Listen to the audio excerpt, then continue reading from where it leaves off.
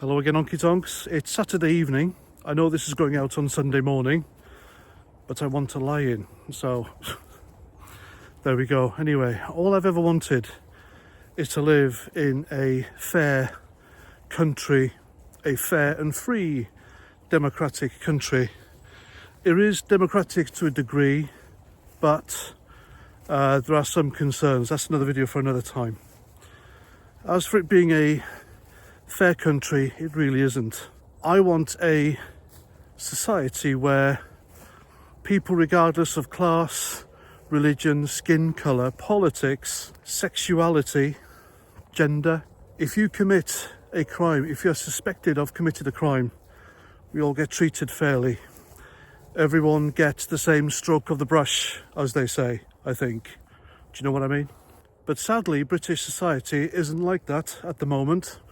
Now, earlier today, there was yet another free plasticine march in London, and the Met Police put out a statement. It was basically trying to cover themselves, really, to appease people, but it didn't work. They said, anyone going on marches in London that supports prescribed terrorist organisations will be dealt with. Well, a lot of people on today's march for free plasticine, they all had placards, well, some of them did, supporting Hezbollah and Hamas. Both are prescribed terrorist groups. Did the police feel their collars? No, of course not. And we know why that is. Did the police wear riot gear while they were attending this protest? No, of course not. We all know why that is. Now, compare and contrast. I was at the Cenotaph last year with Reverend Simon Sideways, veterans, etc. And we went there because we didn't want the free plasticine lot to desecrate the Cenotaph outside Downing Street, which they were planning to do. They were planning to march that way. And to veterans, the Cenotaph is kind of sacred. It's very special, it's solemn, and is treated with reverence and respect, and won't betide anyone who does anything to it. It's like our version of, dare I say, it's Mecca. Now, while we were there, not causing trouble, by the way, the police turned up, as they do, and they were in riot gear. They stood there, feet away from us, looking at us, scowling at us, waiting for us to kick off. Of course, we were never going to kick off. That wasn't the intention at all. I am a law-abiding citizen. Most of us at that protest, well, it wasn't a protest, was it? It was a show of respect, maybe a show of force. It worked anyway, because the free plasticine lot didn't march down that way. But they were there expecting trouble, and it was like they wanted trouble. But we didn't give it to them. Most of us didn't give it to them anyway. And also, when I stumbled upon the Downing Street protest a few months ago, I saw the police there in riot gear, going in, using snatch squads, just taking people out of the protests who weren't doing anything. All right, there were some dickheads there who spoilt it for everyone else, but most of the people there were just decent people protesting against a two-tier policing system and the murder of the 3 girls in Stockport. There were pensioners being arrested. I remember watching, and there were just people, remnants of what was left of the protest, outside a conclave, or inside a conclave. Inside a conclave, what is it, enclave? I'm Welsh, English isn't my first language, you racists.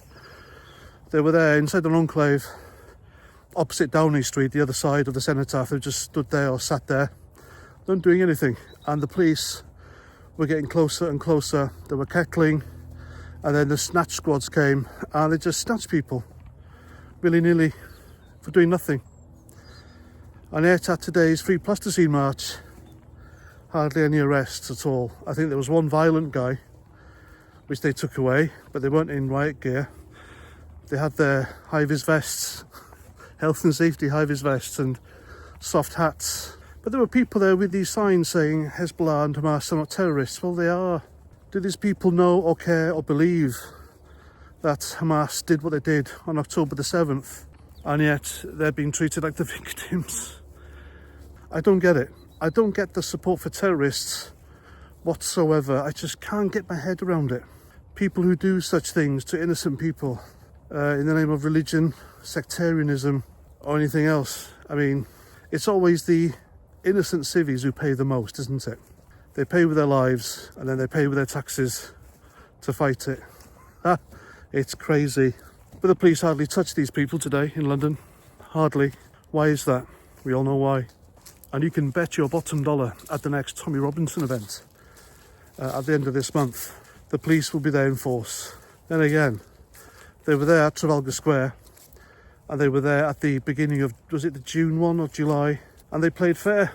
But just compare the police's actions and their behaviour with the Downing Street protest to the Free Plasticine protests. You can see there's a massive contrast there, and that's why people are unhappy. People see it, and that's why people are calling out two-tier policing system. And that's not the kind of policing system I want for my country. I want it fixed, I want it fair, I want it just, and it's none of those things. It's a weapon. The police in the UK, especially the Met Police, are a political weapon used by the sorts of people like Keir Starmer and Sadiq Khan to beat down people they don't like, their political opponents, people with an opinion they don't like. That's what they're there for. So you see, people aren't far right in this country.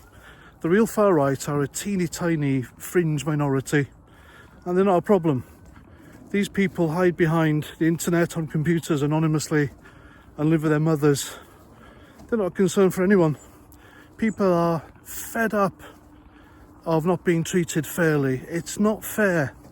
People can go and protest and support Islamic terrorists who commit the most atrocious acts of inhumanity. And yet, you go on Facebook and say some naughty words, apologise, like Lucy Connolly has done. She is facing a substantial prison sentence. It's crazy, isn't it? It's the unfairness of it all. People are fed up, and that's why people are rising.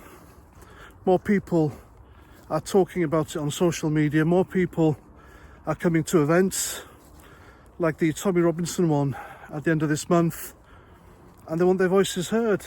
And you wonder why. They're not far right at all. They're far fed up. That's what they are. That's what we are. And we have a right to be so. And we're not going to take it much longer. We're really not. I'm telling you, something's gonna... This country is on the edge. It really is. And there are people here just fueling it. And people like Keir Starmer, for example, that's why I keep making videos about him. The guy is out to cause damage, and he doesn't care. He really doesn't care. How many times has he used the term far right to describe people who disagree with him? What the hell does he think he's doing? What the hell is he talking about? Honestly, something's going to give. I hope it doesn't, but I just want this matter resolved. I want fairness across the board.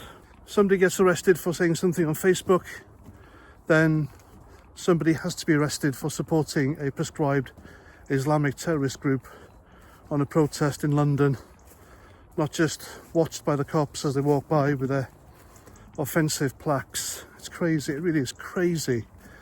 What has this country come to? Anyway, I'm done. I'm off to enjoy my Saturday evening. You look after yourselves. I'll see you again next time. Have a great weekend, and Roger Trout.